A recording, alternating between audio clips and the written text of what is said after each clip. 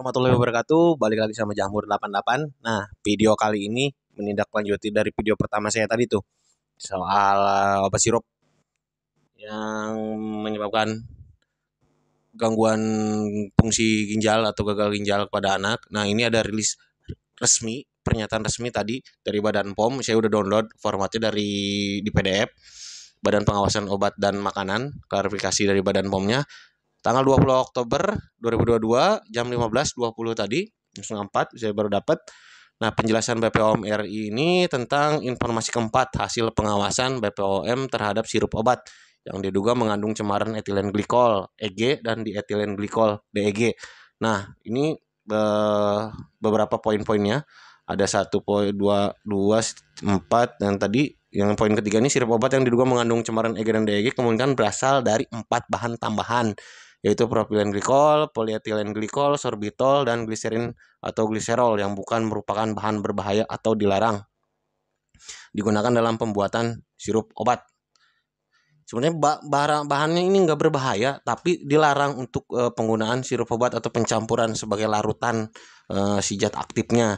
Nah, sesuai farmakope ya, yang ininya BPOM udah melakukan sampling dari 36 batch obat dan 26 sirup obat yang diduga mengandung cemaran EG dan DEG berdasarkan kriteria sampling. Nah, ini kriterianya ada 4 kriteria digunakan sebelum pasien itu berada di rumah sakit atau berada di rumah sakit.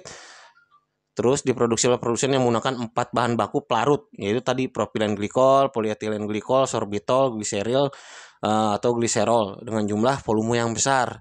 Diproduksi oleh produsen yang memiliki rekam jejak kepatuhan minimal dalam pemenuhan aspek mutu. Diperoleh dari rantai pasok yang diduga berasal dari sumber yang beresiko terkait mutu. Nah, ini yang paling penting hasil samplingnya. Hasil sampling dari pengujian 39 batch tadi dan 26 sirup obat sampai dengan 19 Oktober kemarin menunjukkan adanya kandungan cemaran EG yang melebihi ambang batas pada 5 produk berikut. Ini nih yang paling poin terpentingnya yang udah rilis resmi dari BPOM pernyataannya. Ada Thermorex sirup, obat demam, produksi PT Konimek dengan nomor izin edar DBL sekian lah, kemasannya dus botol plastik ukuran 60 ml. Terus Flurin DMP sirup, obat batuk dan flu diproduksi oleh PT Yarindo Permatama. Nomor izin edarnya, kemasan dusnya sama volumenya. Uni Baby Cook sirup, obat batuk dan flu, Uni Baby, produksi Universal Pharmaceutical Industries dengan nomor izin edarnya segini, ukurannya segini. Uni Baby demam sirup, obat demamnya, produksi Universal Pharmaceutical Industry, bla bla bla bla. Uni Baby lagi, demam drop, obat demam. Ini yang dropnya ini buat bayi ya. Yang ini sirup ini buat anak di atas 3 tahun 4 tahunan lah. Ini drop ini khusus bayi umur 1 tahunan ke bawah. Sama produksi dari Universal Pharmaceutical Industry dengan nomor izin edar sama kemasan ini. Nah, 5 obat yang ini nih itu melebihi kandungan dari EG etilen glikolnya itu melebihi ambang batas yang disaranin oleh BPOM. Nah, tapi ada catatannya dari BPOM juga.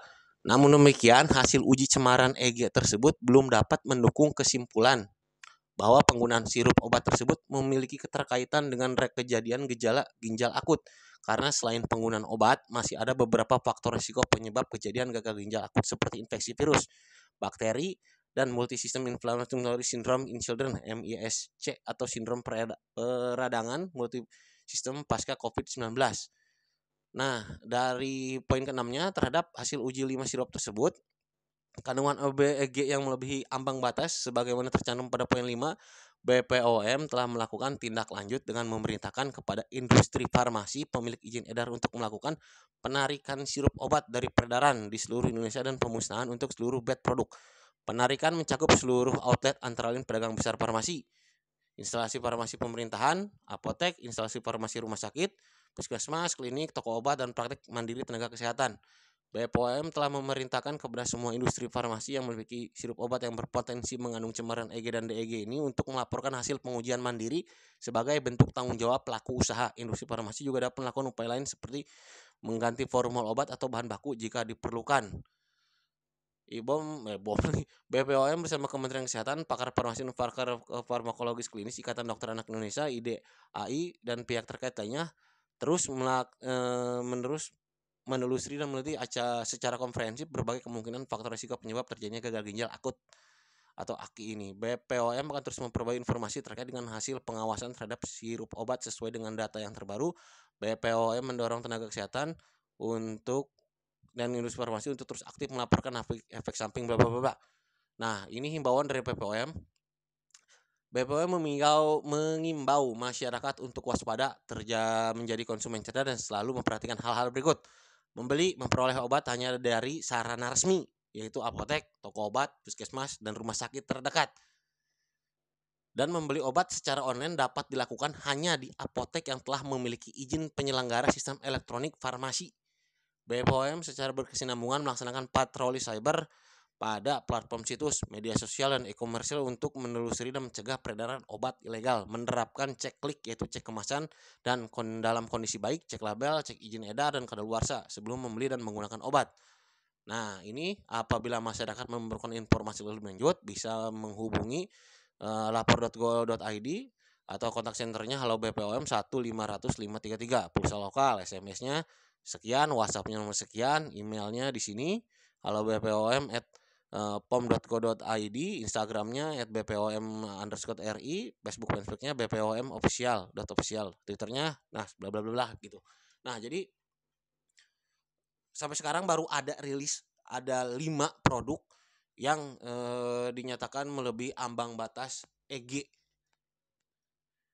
etilen glikolnya itu ini Thermorek sirup, Lurin DMP sirup, Unibaby demam, Kok sirup dropnya, tapi dengan catatan dari BPOM juga, ini juga belum tentu menjadi obat-obat ini belum tentu menjadi faktor resiko penyebab gagal ginjal akut pada anak. Soalnya masih ada faktor resiko yang lain juga yang masih harus diteliti lagi menurut BPOM. Jadi infeksi virus, bakteri, atau sindrom peradangan dari pasca COVID-19 itu bisa jadi faktor resikonya selain si kandungan etilen glikol yang ini. Nah, tapi buat teman-teman yang untuk cari amannya, untuk 5 produk obat ini lebih baik di stop dulu. Kalau misalnya ada konsumsi udah di stop aja dulu, dibuang aja nggak apa-apa lah. Udah soalnya udah kita cari amannya aja ya. Mohon maaf, kita bukan maksud ngasut apa gitulah. Cuman cari amannya aja buat anak-anak kita. 5 obat ini di stop aja dulu, bisa ganti ke obat yang lain atau konsultasi sama dokter-dokter ataupun pihak kesehatan lah, pelayanan kesehatan yang teman-teman lebih bisa dipercaya ke kredibilitasnya. Dan mungkin segitu aja, bisa bisa ditindaklanjuti sama teman-teman. Obat-obat inilah yang udah dirilis resmi dari BPOM yang punya ambang batas nggak aman, batas aman melebihi batas amannya. Oke, gitu aja. Terima kasih. Assalamualaikum warahmatullahi wabarakatuh.